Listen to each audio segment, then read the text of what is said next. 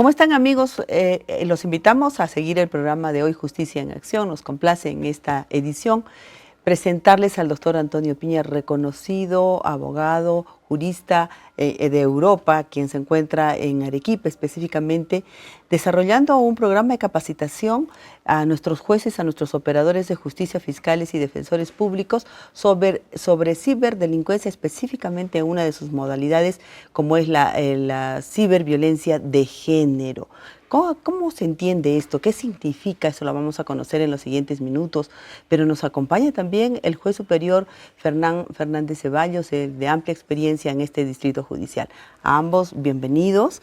Y sin mayores preámbulos, doctor, gracias por acompañarnos y haberse dado un tiempo en su agenda para explicarle a la comunidad arequipeña ¿qué programa está cumpliendo la Unión Europea aquí en Arequipa? ¿Por qué capacitar a los jueces y operadores de justicia de Arequipa? Trabajo para, agradecer estar aquí en Arequipa, una ciudad tan bonita y además tan acogedora, y una corte tan especial como esta, que tiene por bandera la capacitación en cibercrimen, que ha sido capaz de comprender el alcance que tienen ese tipo de delitos y la necesidad de capacitar no solamente a los miembros de la Corte, sino también a defensores y a demás operadores jurídicos. Yo trabajo en Europa, soy juez, trabajo para el Poder Judicial de España, pero soy experto internacional desde hace más de 10 años del Consejo de Europa, que tiene uno de sus programas que se llama GLACI, que es el que estamos aquí desarrollando, que está orientado a la difusión del Convenio de Budapest y a la formación de jueces y de fiscales y de policía en la lucha contra la ciberdelincuencia. Nuestro proyecto ha colaborado con la unidad especializada de la Fiscalía en Lima, y hemos formado a gran parte de los fiscales especializados, y ahora aquí en Arequipa desarrollamos una capacitación orientada a la violencia de género. Es relevante también decir que es la primera vez que este proyecto, que tiene más de 100 actividades en todo el mundo, se realiza fuera de la capital de un país. Es un privilegio entonces tener esta ventaja que ahora es en Arequipa, ¿verdad? Doctor, coméntenos, ¿cómo ha evolucionado el marco normativo en Europa para hacer frente a los delitos de ciberdelincuencia y ciberviolencia de género, doctor? Bueno, creo que aún estamos muy lejos de conseguir ya no solo erradicar, sino eliminar la impunidad que hay en este tipo de delitos, ¿no? Las cifras son vertiginosas. Para que el público se haga idea, en España se cometen 460.000 delitos de este tipo. Wow. Aquí en Perú estamos en 62.000 delitos, en 62.000 delitos en la última estadística, y lo que tenemos que lograr es no solamente resolverlos, porque detrás de esos delitos hay víctimas, sino que tenemos que lograr judicializarlos, que tengan una condena, una represión. Entonces eso requiere medios técnicos, capacitación, y entonces este proyecto lo que pretende es, a través del Convenio de Budapest, que se crea en el año 2001, difundir para que todas las legislaciones tengan la misma normativa. Es decir, que los mismos delitos que se tienen en Perú se tengan en España, porque eso facilita la persecución transnacional de un país a otro. Claro, porque estos delitos son internacionales, no transnacionales, sí, como usted los dice. Sí, ¿no? Exactamente. Son delitos donde es muy fácil, por ejemplo, estar en Perú y cometer un delito en España, en Europa, sí. ¿no es cierto? Entonces, para poder investigar ese tipo de delitos se requiere, y sobre todo se requiere la cooperación de las grandes plataformas de Meta, de las redes sociales, de Google, de Apple, y entonces esos que están radicados en Estados Unidos. Muy bien. Doctor Fernández, bienvenido al programa nuevamente. ¿Cómo está el Perú? ¿Cómo está Arequipa en torno a lo que nos dice el doctor Piña? Nuestro marco normativo ha avanzado, estamos con vacíos legislativos todavía. ¿Cuál es su percepción, doctor? A ver, en primer lugar, en el país, a partir de que es suscriptor del Convenio de Budapest, ha permitido de que se incorpore en nuestra legislación un marco normativo que es novísimo sobre los delitos informáticos. Ahora, esa decisión política definitivamente es positiva, porque el ingreso de la tecnología en nuestra sociedad y del Internet y de las redes sociales ha permitido que se incremente la incidencia delictiva a través del uso de las redes sociales. Claro. Entonces, ahora en este evento en el que nosotros estamos participando, da a conocer ello de una manera macro, pero con incidencia en este caso en los delitos de violencia contra las mujeres y también los grupos vulnerables. Doctor, ¿hay incidencia alta en Arequipa de este tipo de delitos? Sí, sobre todo en la captación de menores para el ingreso y la cometida de los delitos sexuales, y también, por supuesto, se necesita perennizar o evidenciar cómo es que se ingresa a través del uso de la tecnología o de las redes sociales en esta captación. Entonces, y los procedimientos que requieren los órganos investigativos para lograr perennizar y custodiar y levantar la información desde la perspectiva informática técnica. Doctor, y las principales víctimas de estos delitos no solamente son las mujeres, ¿verdad? Sino los niños también. Efectivamente. Menores de edad, fundamentalmente. Doctor, ¿y qué buenas prácticas de Europa pueden replicarse en países de América Latina como el Perú, por ejemplo, para hacer frente a este flagelo? Bueno, primero que tenemos es que decirle al público que nos está viendo de que, aparte de la violencia física, que es la que vemos, por ejemplo, en los casos de violencia contra la mujer o incluso violencia contra los niños, hay otra violencia, que es la violencia digital. Es decir, esa persecución que se hace a través de los medios, es decir, cuando tú tienes un divorcio, una ruptura de la pareja, hay muchos casos en los cuales, además de los enfrentamientos personales, tienes suplantaciones de identidad en Facebook o tienes mensajes de WhatsApp amenazantes. Todo eso es lo que se llama evidencia digital, ¿no? Y un poco es lo que venimos aquí a transmitir, es que hay que combatir no solo la violencia física, sino también la violencia digital, porque la violencia digital es más persistente, causa más miedo porque entra dentro de tu hogar. Es decir, es mucho más grave incluso que la propia delincuencia física, que la propia violencia física. Y yéndonos a las buenas prácticas de Europa, ¿qué podríamos replicar acá en Perú? Bueno, Diego, nos queda mucho camino por hacer en ambos. Nosotros en Europa ya se están haciendo, por ejemplo, se ha logrado que la retirada de contenido de las redes sociales se pueda hacer de una forma fácil, es decir, obligando a las compañías a que retiren contenido ilícito, de odio o incluso aquel contenido. Luego se ha avanzado mucho en la tipificación de delitos. Fíjense ustedes que hasta hace muy pocos años el difundir imágenes íntimas de tu pareja no tenía difícil encaje en la legislación. Hoy en día está tipificado expresamente como un delito. O delitos nuevos como surgen del uso de la tecnología, como los deepfake. Claro. Los delitos de violencia cibernética, ¿no? Digital contra la mujer, no solamente son este chantaje, ¿no es cierto?, sino hay otros tipos de violencia. Sí, vamos a ver, en el ámbito nuestro, en el que estamos, en el ámbito de los jueces, en el ámbito de los juicios, en muchos de estos delitos es la declaración de la víctima el principal elemento que tenemos, ¿no? Y muchas veces es muy difícil reforzarla con otros elementos, ¿no? Entonces, sí que encontramos en los medios tecnológicos mucha evidencia que puede reforzar esa declaración. Y por otro lado, sí que hay una pluralidad muy grande de delitos. Y muchos delitos que incluso ni los asumimos como tales. El ciberacoso, la novia que deja ver a su novio el teléfono, que le controla la cuenta, todo ese tipo de cosas que son conductas que ya son reprobables en la sociedad. Y entonces, sí, el ciberacoso, hay muchos delitos nuevos y muchos delitos de odio.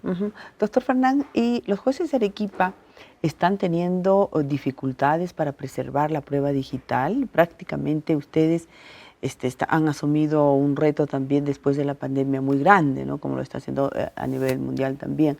¿Tenemos dificultades, doctor, para preservar la prueba? Bueno, en el caso de nosotros como jueces, esa no es nuestra responsabilidad. La responsabilidad corresponde a la policía y al Ministerio Público. Pero ustedes evalúan esa prueba, ¿no? Por supuesto, y por eso la necesidad de que los operadores a nivel investigativo sepan cómo preservar y obtener la información de esa evidencia digital, que eso es lo importante. Y la información que se produce a través de esa intervención llega a los jueces de una manera diáfana para que tomemos decisiones. ¿Y está llegando de esa manera como usted dice, doctor? Hay problemas de parte en la línea operativa y también legislativa, creo yo. En la parte operativa porque se necesita recursos en este caso de expertos en informática que conozcan y hagan ese tipo de análisis. Se necesitan recursos para preservar la evidencia digital, porque se necesitan soportes especiales para preservar esa evidencia, no como lo que tenemos y usamos actualmente. Es necesario respetar los protocolos que ya existen para cómo obtener la evidencia digital. Aparte, es necesario también modificaciones legislativas en cuanto a la posibilidad de que se pueda acceder a las plataformas virtuales que manejan los distintos aplicativos o redes sociales para que nos den la información, ¿no? Eso también creo que requerimos, y sobre todo aquí es necesario puntualizar un poco, establecer distinciones en el contenido cuando pedimos levantamiento del secreto de las comunicaciones. A veces solamente para pedir el nombre del titular de un número telefónico, demora mucho. Todo se entiende que es secreto de las comunicaciones, cuando aquí debiera de hacerse una distinción, que el secreto de las comunicaciones va al contenido de los mensajes o de las comunicaciones, pero no para la identificación de un titular, ¿no? Sin embargo, se entiende que eso requiere un levantamiento de las comunicaciones, y eso creo que entrampa la labor investigativa de la Fiscalía, que es necesario esclarecerlo de manera positiva, esto es a través de la emisión de una norma.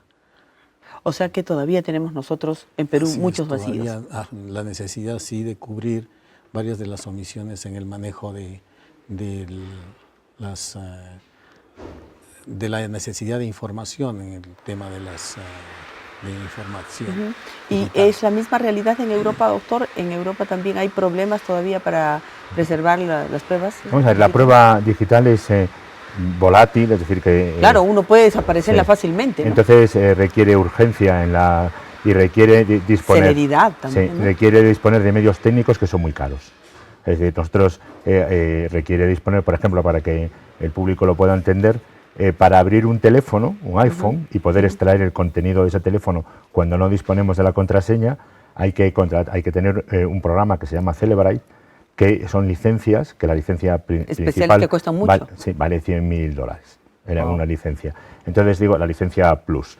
Pero digo que, y como eso, hace falta tener equipos que puedan hacerlo, porque es que en los juzgados, en las cortes, tenemos psicólogos, tenemos médicos forenses, pero esa era la realidad de antes. Claro, ahora estamos en una sociedad distinta, claro, ha cambiado. Y es necesario tener técnicos que aporten esos conocimientos. En muchos de los países latinoamericanos, yo viajo por toda Hispanoamérica, y en muchos países sí que tienen ya asistencias en las cortes de ingenieros que te van en fiscalía, aquí en equipos que van a ayudarte a poder entender esa prueba y a poder extraerla correctamente. Muy bien, el tiempo se nos ha agotado en este primer bloque. Vamos a hacer una breve pausa y regresamos con nuestros invitados especiales, quienes nos están hablando de ciberdelincuencia y específicamente de ciberviolencia de género. Volvemos.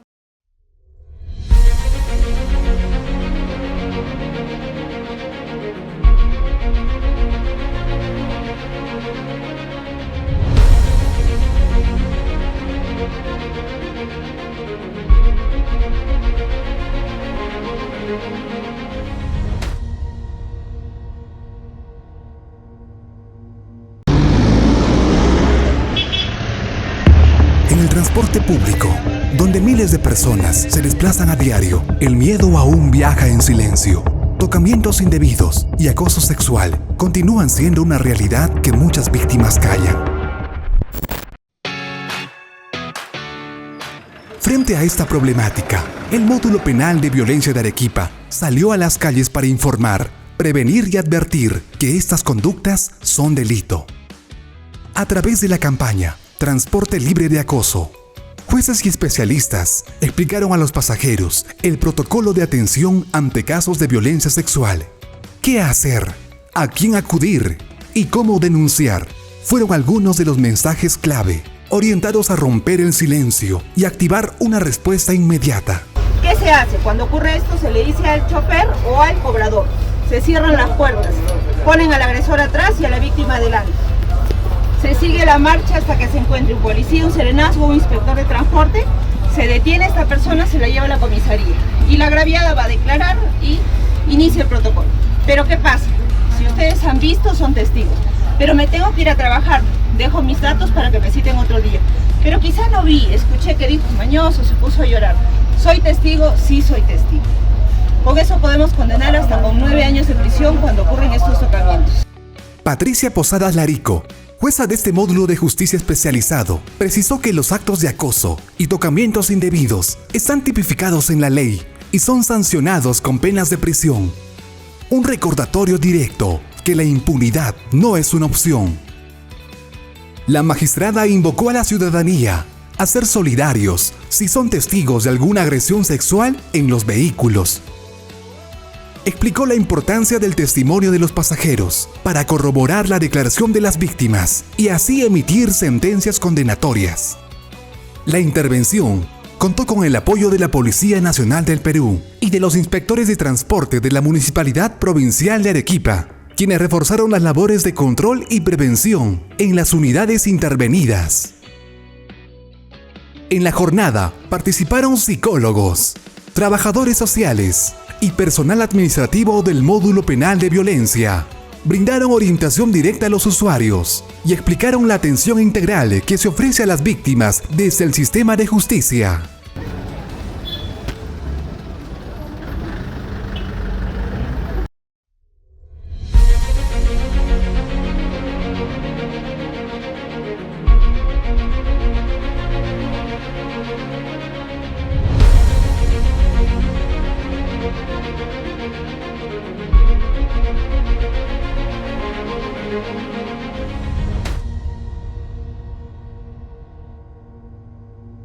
La ciberdelincuencia es grave, no solamente se está produciendo en el Perú, sino en el mundo entero. Y los jueces y, en todo caso, el sistema judicial del Perú se está preparando para hacerle frente a esta nueva modalidad delictiva que, por supuesto, usa las plataformas digitales para vulnerar derechos elementales. Nos están explicando nuestros ilustres invitados, el doctor Antonio Piña, él es magistrado de España, al igual que el doctor Fernán Fernández, magistrado de la Corte de Arequipa, cuál es el alcance de este flagelo actualmente en un mundo totalmente globalizado, invadido por las comunicaciones, ¿no? y la tecnología que ha avanzado rápidamente. Doctor, usted nos estaba comentando que la celeridad es prioritaria para la resolución de estos delitos. Sí, vamos a ver, lo que también transmitimos es que ya no solamente hablando de ciberviolencia, sino hablando de todos los delitos en general, en todos los delitos hay evidencia digital.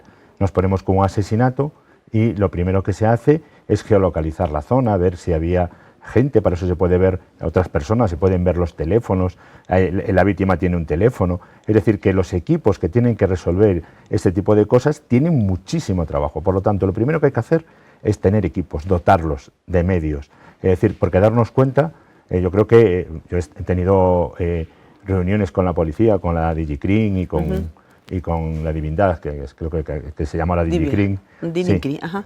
Pues, y veo que hay carencias en los medios, es decir, no solo podemos quedarnos limitados a perseguir la pornografía infantil, sino que hay muchísimos delitos de estafa, muchísimos. Y luego está todo el tema del que estamos hablando, de la ciberviolencia, de la violencia de género.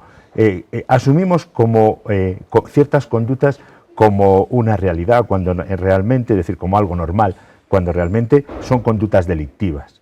Es decir, claro, uno no puede permitir que lo acosen a través de Internet, no puede permitir que estén difundiendo sus imágenes íntimas. Exactamente, o que le simulen la cuenta de Facebook, o que introduzcan comentarios injuriosos contra esa persona. Todo eso... son delitos. Sí, son delitos, y todo eso hay que investigarlo, y claro, si no tienes equipo suficiente, retarda mucho la investigación. Y como bien dice el magistrado, no es culpa de los jueces de la Corte, es culpa de que el sistema no tiene los medios suficientes para luchar contra esa impunidad. Doctor Fernández, ¿y qué hacer si el doctor Piña nos está advirtiendo una realidad que es más que conocida en nuestro medio, ¿no? Presupuesto nunca hay, menos para el sistema de justicia, que hemos conocido recientemente. Este año también tiene un nuevo recorte presupuestal. ¿Qué vamos a hacer entonces a nivel de la judicatura para hacerle frente a la ciberdelincuencia, doctor? Como en todo orden de cosas, desde mi punto de vista, es importante que exista voluntad política para implementar políticas públicas, como en este caso en nuestro país de seguridad ciudadana. O sea, todos aquellos políticos que están en la línea de generar seguridad ciudadana debieran de implementar políticas públicas que para mí significa el fortalecimiento de los operadores que respaldan, sustentan, sostienen la seguridad ciudadana. ¿Cuál es? La policía, el Ministerio Público, la Defensa Pública, el Poder Judicial. Entonces, mientras no tengamos un norte de lo que tenemos que hacer y lo que debemos de hacer en seguridad ciudadana a través del fortalecimiento de estas instituciones y también del recibir las recomendaciones de quienes están operando el sistema criminal, entonces creo que va a ser difícil. Yo tengo la esperanza de que en este año de elecciones, aquellos políticos que por lo menos van a asumir la conducción del país tengan el asesoramiento correspondiente, pertinente y técnico para que puedan tener la visión de sostener una política pública seria en seguridad ciudadana, que significa escuchar y empoderar a los actores del sistema criminal, quienes son finalmente quienes van a cometer y controlar el tema de lo que padece nuestro país en este momento. Como la ciberdelincuencia, ¿verdad? Así es. Doctor Piña, en el orden de prioridades, ¿qué cree usted con qué debe empezar el Perú para hacerle frente realmente a esta ciberdelincuencia? Bueno, hay que trasladarle también al público que ya empezó Perú, ya empezó creando una unidad especializada en Fiscalía que puede investigar este tipo de delitos, y es cierto que se ve en el número de sentencias, se han incrementado el número de sentencias porque ya se llevan al sistema penal pues ya los casos muy avanzados, claro, bien fundamentados. Por lo tanto, primero capacitación, luego medios. Y luego yo también creo, estoy totalmente de acuerdo con lo que comenta el magistrado, creo que también hace falta educación. Es decir, la gente tiene que ser muy consciente de que hay determinadas conductas que no se pueden hacer en tema de ciberviolencia, determinadas que tienen una sanción penal si se hacen, y luego tiene que ser precavida en los usos, por ejemplo, en las estafas. Es decir, no se puede responder por teléfono como se hace y dar las claves de una cuenta bancaria, o si recibes un SMS, cubrirlo. Es decir, lo que son cosas normales. Es decir, hay que tener una cierta cultura digital. Yo creo que en los colegios se debería de educar ya a los niños, a la nueva generación que tenemos, que está todo el día en los teléfonos, en los aparatos. Pues se le debía de formar en todo ese tipo de cosas. Debía ser una asignatura obligatoria. Es decir, claro, y luego una formación también en las conductas de violencia contra la mujer. Es decir, no se puede injuriar por internet, no se puede llevar un control del teléfono de tu pareja. Es decir, hay muchas cosas que no se pueden hacer. Muy bien, doctor. Y en ese sentido, la justicia peruana, la justicia arequipeña, ¿está dando ya respuestas diferenciadas cuando se trata de víctimas de violencia digital como las mujeres? Bueno, que en los casos en los que hemos tenido, efectivamente sí ha habido soporte en todo lo que es la evidencia digital, por lo menos primariamente sí se ha consentido y se ha valorado como indicios la existencia de evidencia digital en los procesos, ¿no? Pero sí, efectivamente, falta mucho de lo que menciona nuestro ilustre visitante en cuanto a la cultura que cada uno de nosotros debemos de tener ahora con la incorporación de la tecnología, inclusive como un derecho de cada ciudadano, el derecho a las comunicaciones y el de tener la posibilidad de acceder al mundo tecnológico, exige que también debamos de normar y tener una conducta, un conocimiento de cómo se debe manejar eso, actuar, ¿no? Para conocer también los excesos, ¿no? Porque se pueden usar, pero no se puede abusar. Muy bien. Doctor Piña, ¿la Comunidad Europea está interesada en afianzar este tema de las capacitaciones de los operadores de justicia a nivel mundial? Sí, bueno, ahora hay un convenio nuevo de Naciones Unidas que también va a tomarlo como bandera. Todo esto va a explosionar tarde o temprano, es decir, estamos viendo que las grandes organizaciones criminales, por ejemplo, ponemos el cártel de Sinaloa, se ha pasado al mundo virtual, porque es más fácil cometer un delito y más seguro, protegido por el anonimato, realizado a distancia, es más productivo. Para que los espectadores se den cuenta, estos días salía el mayor robo de un banco del siglo, que son 30 millones de euros. En mi juzgado llevamos estafas de 600 millones de euros por inversión en criptomonedas. Con muchos, debemos tener 3.000 perjudicados peruanos. Es decir, realizado por una banda española. Me refiero a que la Unión Europea lo que quiere, y por eso estamos trabajando tanto, es en lograr que todos los estados puedan colaborar, que tengan la mecanismos. transnacionalidad de estos delitos. Es decir, si tú pides la extradición o pides datos a un estado, que sea fácil. Sí, y que ese estado tenga la mínima formación para colaborar en las cosas que se le piden. Y por eso esta campaña de sensibilización tan grande la estamos teniendo en África, en Asia. En América llevamos ya mucho tiempo y muchos cursos formando muchas policías.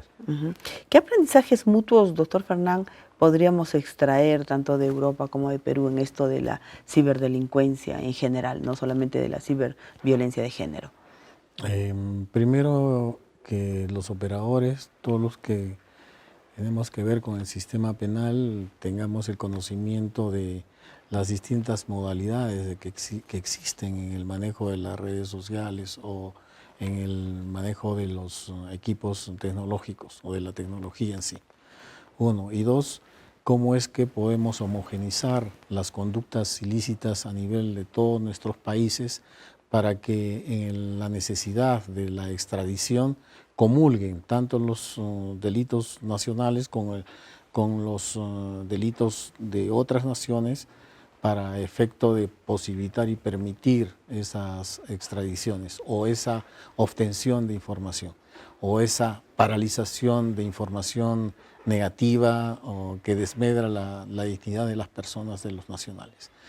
Creo que eso es importante en esta capacitación en la que tenemos, en donde nos estamos internalizando, como se ha dicho, los operadores del sistema penal en el ámbito de nuestra región, como es la policía, el Ministerio Público, la Defensa Pública y los jueces en el manejo de esta información o de este conocimiento tan importante. La misma pregunta, doctor Piña, ¿qué aprendizajes mutuos podemos obtener, ¿no?, de este flagelo para enfrentarlo y evitar que siga escalando y haciendo tanto daño, ¿no? Sí, yo creo que estamos viendo por el número de delitos en todos los países latinoamericanos. Que ha crecido tanto, ¿no? De que es una necesidad de tener un sistema que pueda dar una respuesta. Porque al fin y al cabo no podemos obviar que detrás de una estafa hay una víctima. Por supuesto. Que ha metido su dinero, que lo va a perder, y que si va al sistema de justicia es porque requiere una respuesta. Y entonces tenemos que tratar de encontrar respuestas a todo ese tipo de cosas y para eso se está trabajando a nivel normativo, es decir, con convenios, con regulaciones comunes y luego a nivel de capacitación para que los jueces puedan condenar, porque luego también hay otra parte que también hay que explicar a los ciudadanos. Nosotros somos jueces y protegemos también derechos.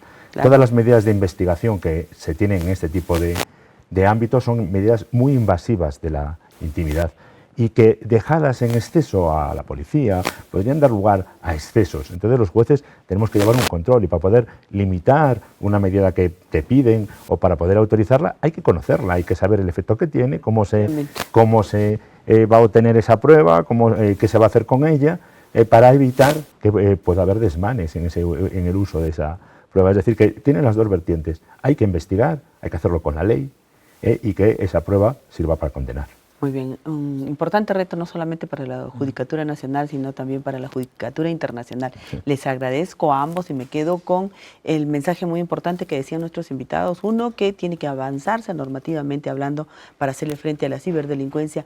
La capacitación no debe cesar en todo momento, como dice el doctor Piña, para que estén preparados, no solamente para enfrentar, sino para evitar excesos en la regulación de estos delitos y fundamentalmente implementar una educación digital para todos los ciudadanos, para que aprendamos a controlar hasta dónde podemos emitir información íntima, personal a través de nuestras redes sociales y evitar pues ser víctimas de la ciberdelincuencia. Muchas gracias, doctor Piña, muchas gracias, doctor Fernán, y a ustedes, amigos, por acompañarnos como siempre. Y si Dios lo permite, la próxima semana nos encontramos. Permiso.